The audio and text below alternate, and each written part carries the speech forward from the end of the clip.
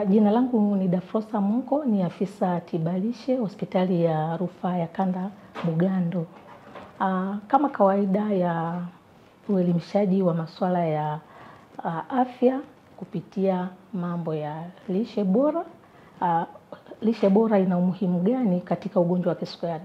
Kwanza kabisa, kisukari kama tunavyojua, kisukari ni ugonjwa unaosababishwa na hitilafu za seli za mwili upande wa kongosho, ambazo hizo ni seli zinaitwa beta cell, ambazo huwa zinatengeneza kichocheo cha insulin.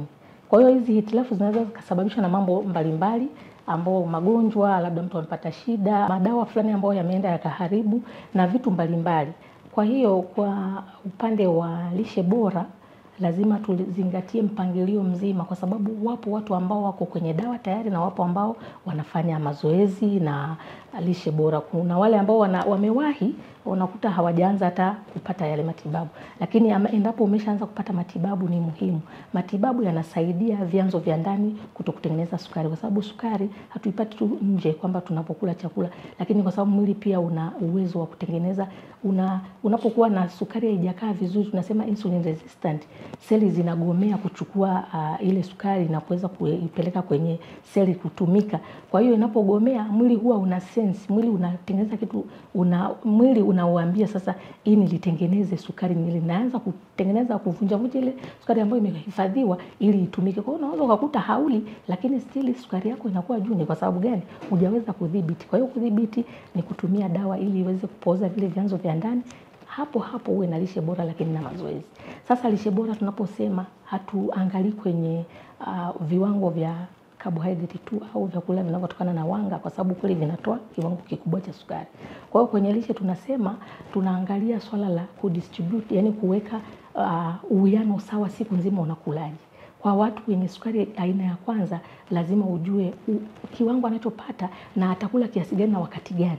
Kwa wale wenye sukari aina ya pili, pia lazima ujue kama ni mnene sana, lishe yako upangilie aweze kupunguza. Lakini hapo unaangalia magonjwa mengine alionao mbali na kisukari. Tunaita comorbidity, ambapo mtu anaweza kuwa na kisukari, ana vidonda vya tumbo na vitu vingine, labda ana shinikizo la juu la damu au ana shida kwenye figo. Kwa hiyo lazima uangalie magonjwa yale yote na upangilie, kwa sababu kuna hali hatarishi ambayo inampelekea mtu. Kwa mfano leo hii mtu anapimwa, anakutwa ana uric acid ya juu, anaacha tu, lakini uric acid inaweza ikamsababishia mtu akajikuta na yeye, kutokana na hiyo uric acid inapokuwa juu, inaharibu kabisa utoaji wa insulin. Kwa hiyo insulin anaenda kwenye shida ya insulin resistant.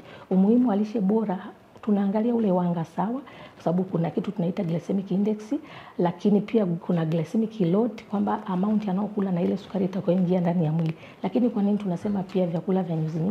Ni kwa sababu ya kuweka sukari kwenye kiwango kizuri. Hapo pia tuweke mafuta kwenye mwili kwenye kiwango kinachotakiwa, na mtu awe na afya bora. Kwa ushauri zaidi, lishe bora ni muhimu kwa kila mtu. Hata kama hauna kisukari leo, wewe una ndugu yako, una jirani, una wagonjwa, na hiki kisukari hakichagui. Endapo utakuwa na mtindo ambao sio mzuri, kuna watu wengine wanapata kwa sababu endapo tu kongosho lako linaharibika kwa aina yoyote ile, unaweza kujikuta nao ukaanguka kwenye kisukari.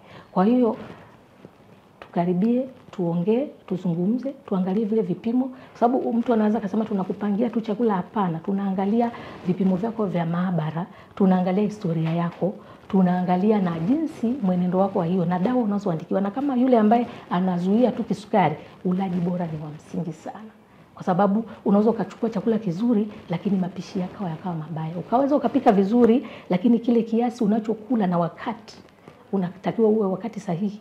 Kitaalamu kwenye nutrition tunasema food distribution is the better option.